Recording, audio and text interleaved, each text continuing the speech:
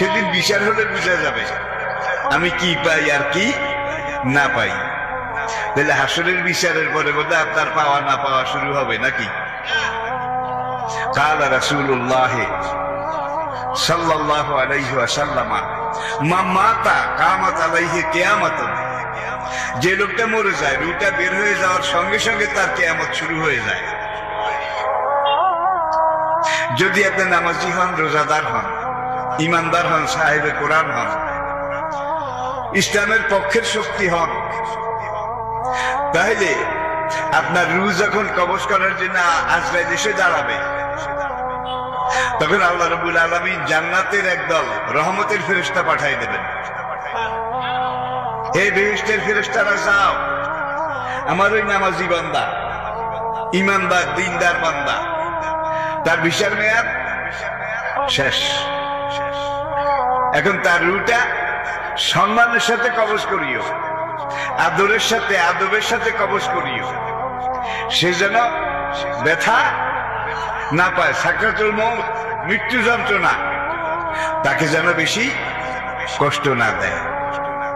তখন আজরাইল তার জান কবজ করার জন্য যখন বুকের উপরে চেপে বসে, আল্লাহ পাক ওই জান্নাতের একদল ফেরেশতা তাদেরকে ওই মুর্মুষ নেককার ইমানদার নামাজি লোক তার রগের ভিতর দিয়ে তার শরীরের ভিতরে ঢুকাই দেয়। ঢুকাই দিয়ে বলে আজরাইল এখন জান কবজ করবে। এটা বাস্তব, সবার জন্য অবধারিত, কুল্লু নাফসিন, সবাইকে মরতে হবে। এখন আমার এই নেককার ইমানদার বান্দার রুহটা ধরে, রুহের বোটাটা ধরে আজরাইল যখন টান দেবে রুহটা বের করার জন্য, তোমরা তার রগে রগে ঢুকে যাও, প্রত্যেকটা পশমের গোড়া ঢুকে যাও। রুহটা যদি কোনখানে আটকে আজরাইল জোরে টানে, আমার নামাজি বান্দার কষ্ট হবে। ও নাজিয়াতে গারকান, সূরা নাজিয়াত বাংলা তাফসীর আপনারা দেখে নেবেন। তখন ওই ফেরেশতাদের কাজ হচ্ছে রুহটা যেখানে আটকে, ওরা তাড়াতাড়ি সেখানে আটকাটা ছুড়িয়ে দেয়। গাছের বেত টেনে নামাইতে দেখছেন কিভাবে নামায়? একজন নিচের থেকে টানে, আরেকজন গাছে ওঠে। যেখানে যেখানে লিল্লা বেতের গাছের ধরেছে এগুলো আগে কেটে দেয়, কেটে দিলে বেতটা